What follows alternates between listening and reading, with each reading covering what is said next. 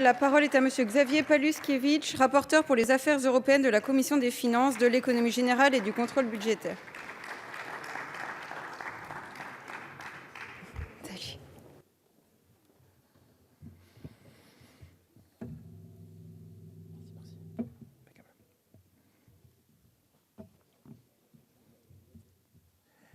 Madame la présidente, madame la ministre, monsieur le président de la commission des finances, madame la présidente de la commission des affaires étrangères, madame la présidente de la commission des affaires européennes, monsieur le rapporteur général de la commission des finances, mesdames et messieurs les rapporteurs, mes chers collègues.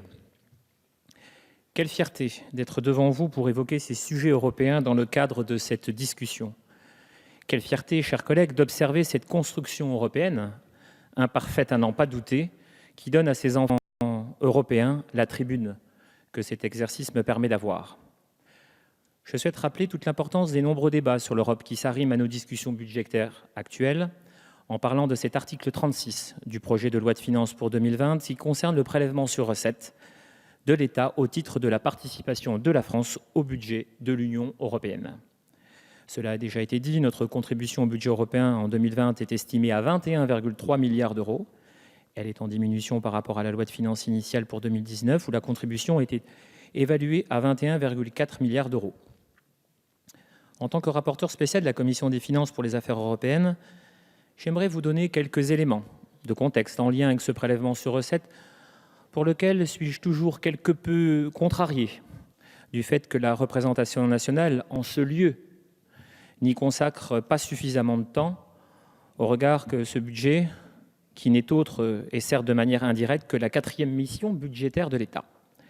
C'est pourquoi je propose qu'il nous faille assurément mettre en place une relation permanente entre nos institutions nationales et les institutions européennes, a fortiori quand on sait que le Parlement européen vote toutes les dépenses, quand nous, ici, ne votons que les recettes.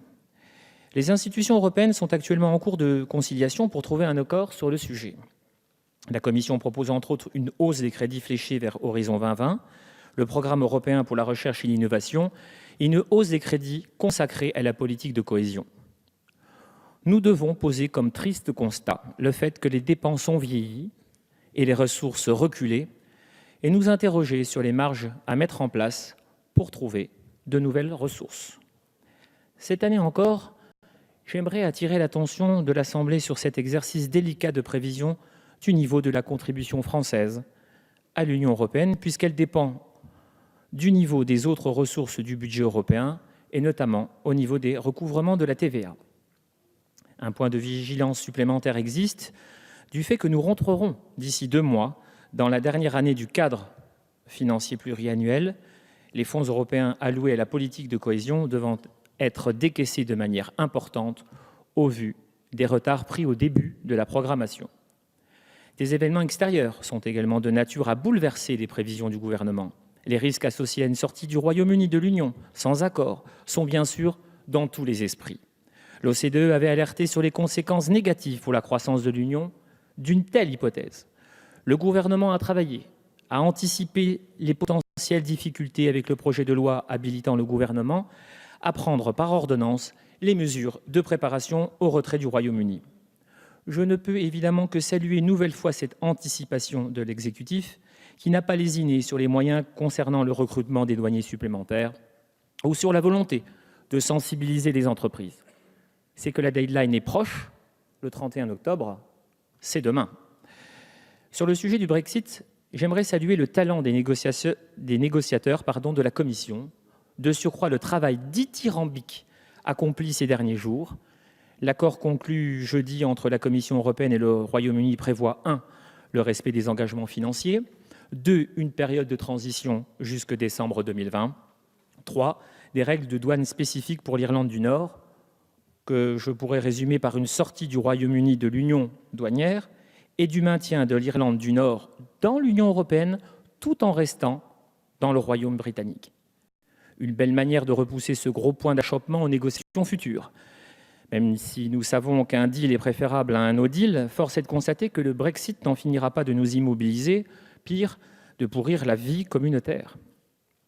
Je souhaiterais évoquer également un autre sujet très intéressant, que les observateurs n'ont pas assez souligné à mon sens, c'est le renouveau de la déclaration politique que l'Union européenne et Boris Johnson viennent de signer sur les relations futures.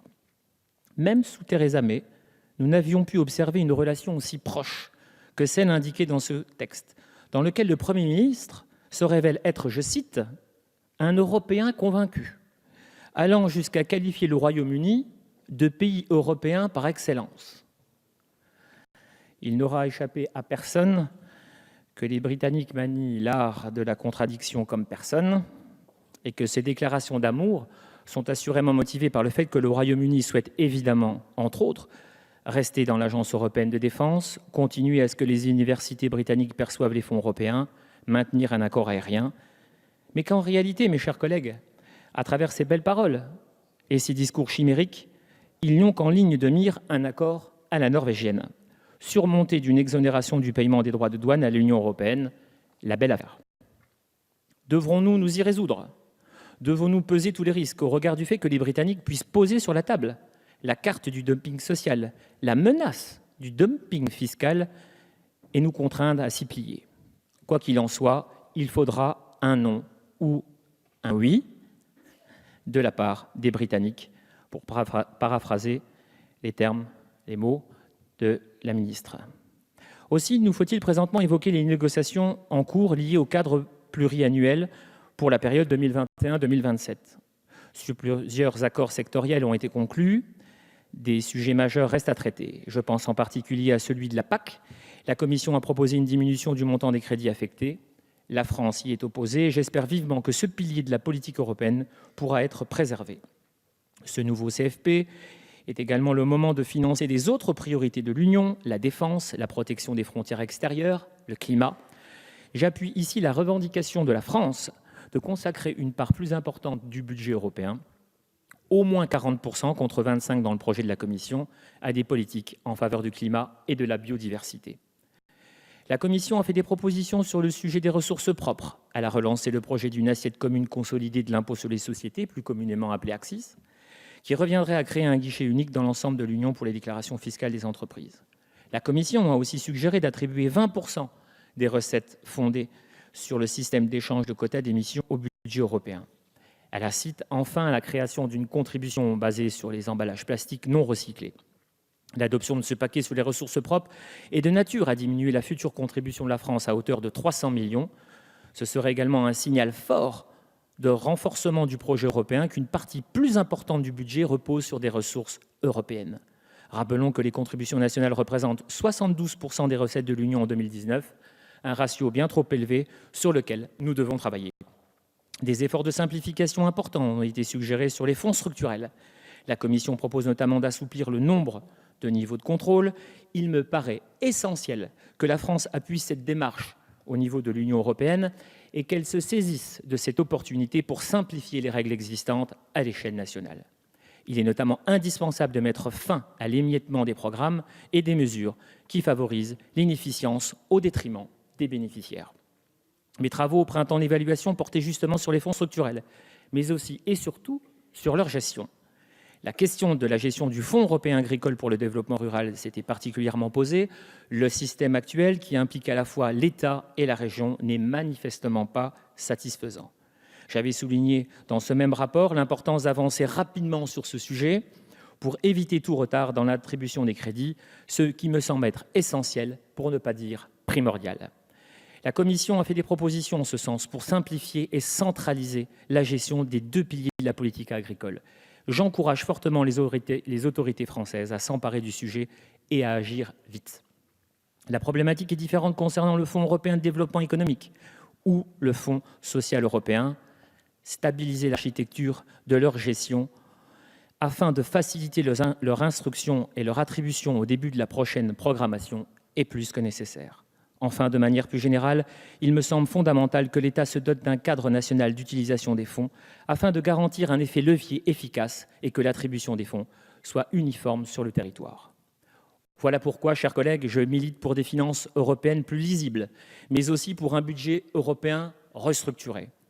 Mettons à jour notre logiciel national et européen pour enfin voir l'Europe comme un gisement d'économie. En tant que rapporteur spécial, il va sans dire que je porterai avec force, avec largesse, avec engouement et avec quelle conviction l'idée qu'il ne puisse y avoir de réelle ambition européenne sans un budget redimensionné.